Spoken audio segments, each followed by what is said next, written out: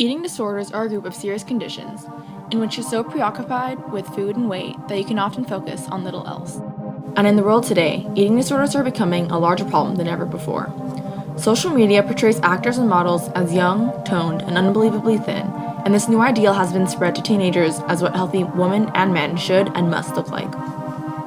Eating disorders are most common in adolescent and young women, and according to the National Institute of Mental Health, adolescent and young women actually account for nearly 90% of cases.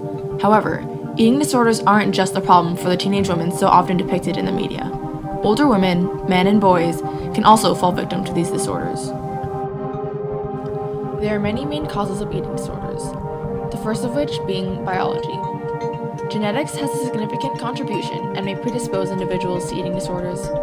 Research shows that people with a mother or sister who has had anorexia are 12 times more likely than another with no family history of that disorder to develop it, and 4 times more likely to develop bulimia.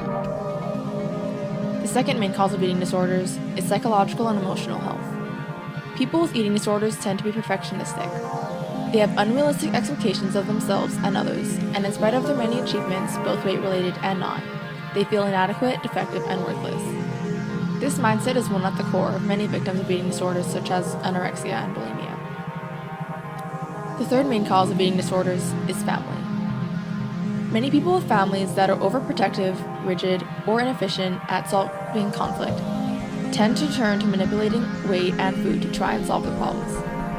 This cause is also widely intertwined with biology, because from a biological aspect, if someone in your family has or has had an eating disorder, you are more likely to develop one too.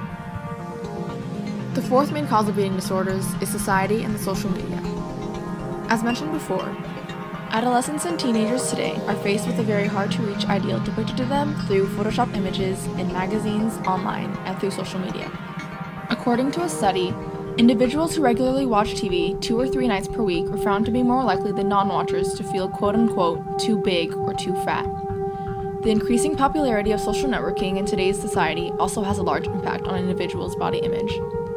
A study carried out by Professor Camilla K. Keel displays the clear correlation between the time spent on social networking sites such as Facebook to higher levels of disordered eating. Women who place greater importance on receiving comments and likes on their status updates, and who are more likely to untag photos of themselves and compare their own photos to friends' posted photos, reported the highest levels of disordered eating. There are 3 main types of eating disorders, the first of which is called anorexia nervosa. Anorexia nervosa is a medical condition in which the preoccupation with dieting and thinness leads to excessive weight loss, and the person diagnosed participates in self-starvation. The symptoms of anorexia are the refusal to sustain a minimally normal body weight, intense fear of gaining weight despite being underweight, a distorted view of one's body weight, and the denial of the dangers of one's low weight. The medical consequences of anorexia are an abnormally low blood pressure and slow heart rate caused by weakening heart muscles, which increases the risk of heart failure, muscle loss and weakness, osteoporosis, a medical condition in which the bones become dry and brittle due to the loss of tissue and reduced bone density, severe dehydration, which may result in kidney failure, fatigue and fainting spells, lanuggos, a downy layer of hair that appears all over the body, including the face, in an effort to keep the body warm, dry skin and hair, and weight loss. The second main type of eating disorder is bulimia nervosa. Bulimia nervosa is a medical condition entailing recurrent episodes of binge eating and excessive amount of food within a discrete period of time, normally followed by depression and self-induced vomiting, purging, or fasting. The symptoms of bulimia include episodic binge eating that may occur as often as several times a day, self-induced vomiting, fluctuation of weight. The weight will usually stay within normal range because of the use of diuretics, laxatives, vomiting, and exercise, hyperactivity, peculiar eating habits, frequent weighing, and distorted body image. The medical consequences of bulimia are severe dehydration, lethargy, cloudy thinking due to irregular heartbeat, weight gain, abdominal pain and bloating, swelling of hands and feet, chronic sore throat, broken blood vessels in your eyes, swollen cheeks and salivary glands, weakness and dizziness, tooth decay and mouth sores, acid reflux or ulcers, ruptured stomach or esophagus, and loss of menstrual periods.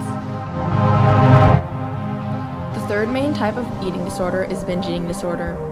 Binge eating disorder is a medical condition characterized by frequent episodes of binge eating an excessive amount of food within a discrete period of time.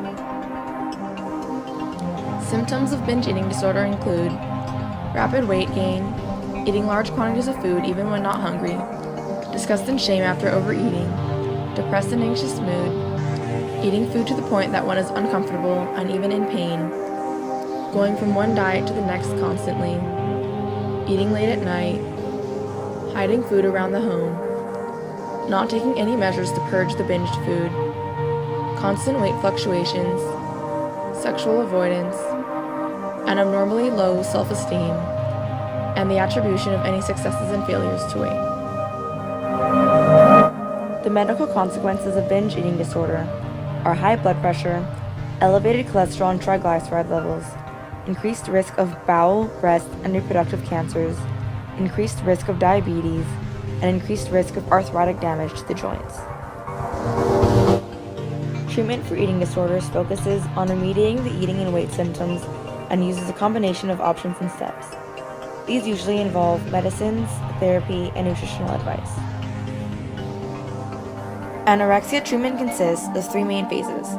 First, restoring weight, loss of severe dieting and purging, after which psychotropic medication is used.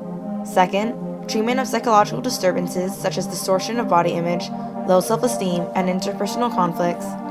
And lastly, achieving long-term remission and rehabilitation, also known as full recovery.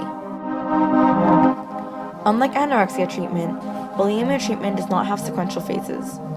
The overall goal of bulimia treatment is to reduce or eliminate binge eating and purging behavior, and this is achieved through the following: establishing a pattern of regular non-binge meals, improvement of attitudes related to the eating disorder, encouragement of healthy but not excessive exercise, resolution of co-occurring conditions such as mood or anxiety disorders, and individual and group psychotherapy.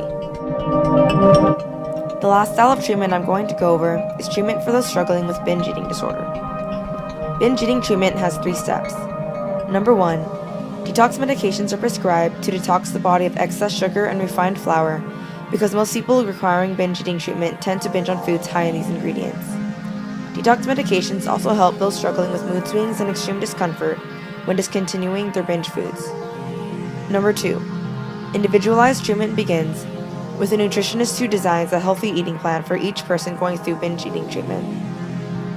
Number 3, clinic activities are introduced that focus on addressing the root causes of the patient's binge eating.